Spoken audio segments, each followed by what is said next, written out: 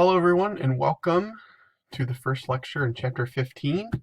In this chapter we're going to take a look at the societies of Africa and look at how they developed through the ages before the period of European contact. And we'll talk a little bit about the effects of European contact on them, but we're going to save that for a little bit later in this course.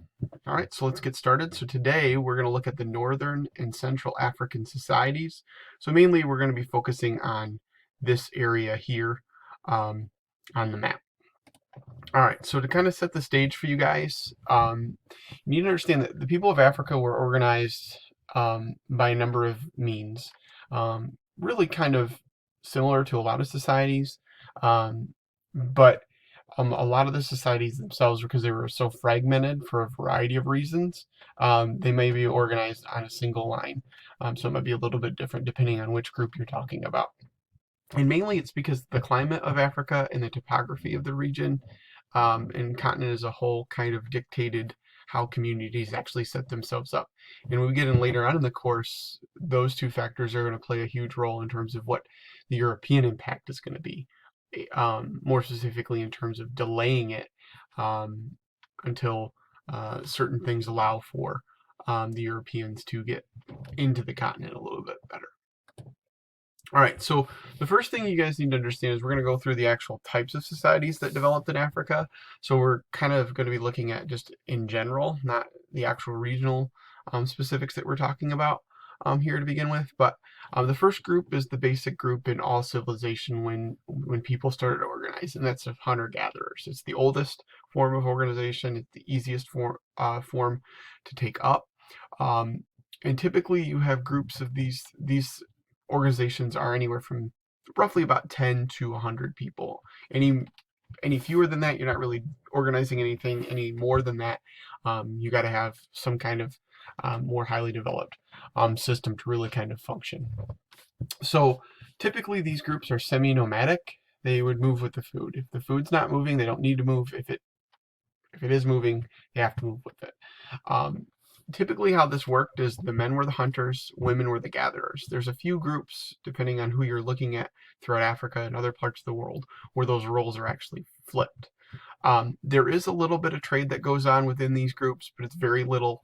And typically you're looking for products that are either food-based or dwelling-based. Other than that, there's really not much going on in terms of trade. All right, the other thing to talk about in terms of social structure within these groups, as well as some others, is typically the leader is going to be a respected elder male.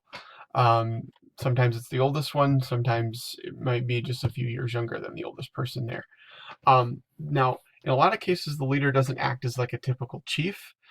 Typically, the families make their own decisions. They have their own autonomy in some form, but the whole idea is that the leaders themselves help settle arguments or disputes through discussion and through trying to work things out as best as possible, and there's no written form of law. Now, another group to move on are stateless societies. These are kind of similar to hunter-gatherer, but typically they're more sedentary. They're more linked in an actual area. They're not going to be nomadic.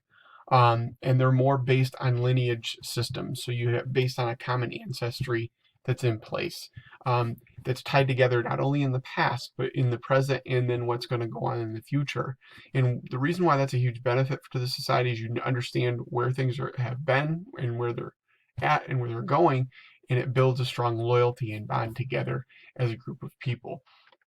And typically how the authority is set up in these stateless societies is balanced among the families.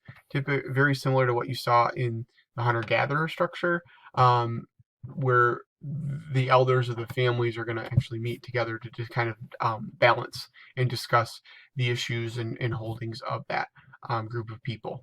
A typical really good example of this is the Igbo people in Nigeria. They still exist to this day, although they operate within the actual society. But typically what they would do is they would settle disputes through meetings of the different lineages. So the different main families would come together. Kind of think of it as almost like a Congress or like a legislative discussion in a way. All right, family descent is a big thing within stateless societies because lineage would pass through possessions and property. So as things move along, that's how the lineage would go through. Now there's two types of lineage systems or descending systems here that operate within stateless societies, and that is patrilineal and matrilineal. So basically how this works is if it's a patrilineal society, it passes from father to son. If it's a matrilineal society, it passes typically from the mother's family, the mother, to the young man.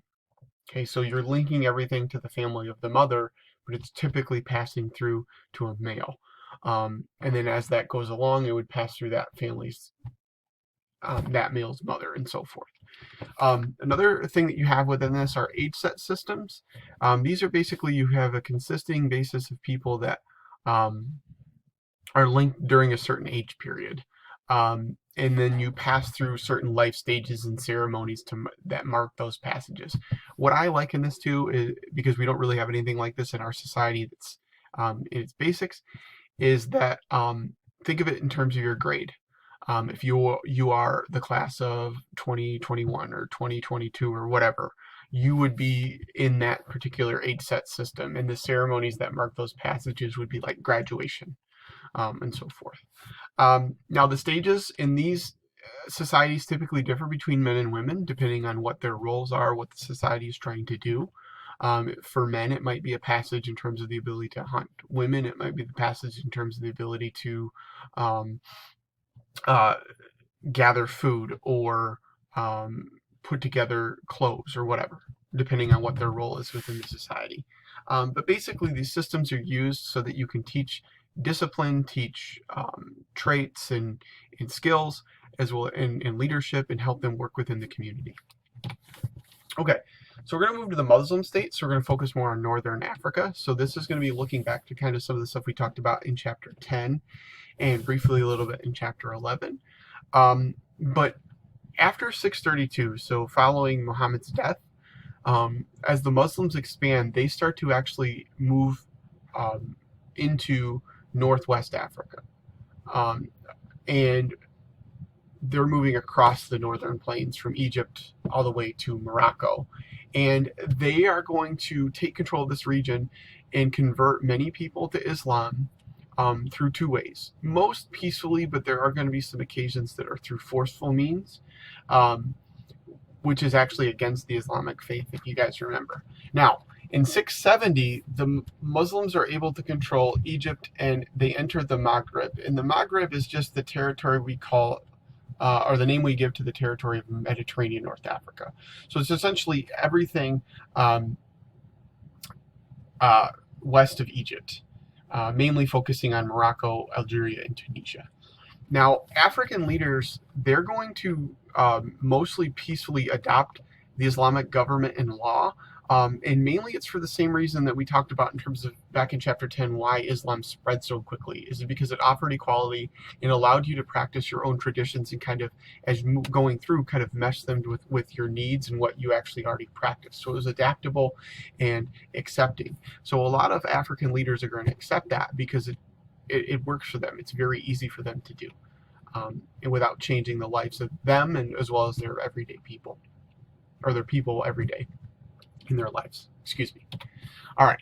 So just kind of a little bit of review on Islamic law again. The law is a religious obligation, or we call it the Sharia law. You have to do that. There's certain things that you have to live within the religion itself.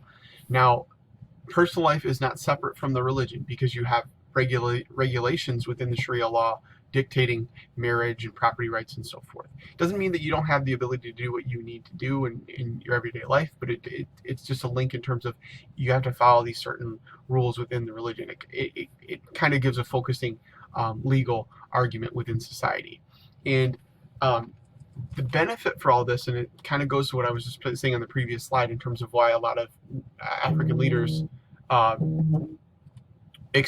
went to Islam, is that it was very flexible to their cultures and ethnicities, where you could convert to the religion. The law itself linked to the religion was function within everyday life, allowed you to kind of put some order in there, but all traditions and loyalties that were put together in the example on the screen, the Berbers, they were able to just live their life pretty much the same way.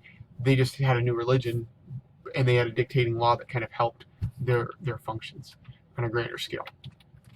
All right, so we're going to talk about a couple North African societies here to finish up. The Almoravids, they were a society in mostly present-day Morocco, and they expanded into Spain and southern Portugal, as well as down into West Africa.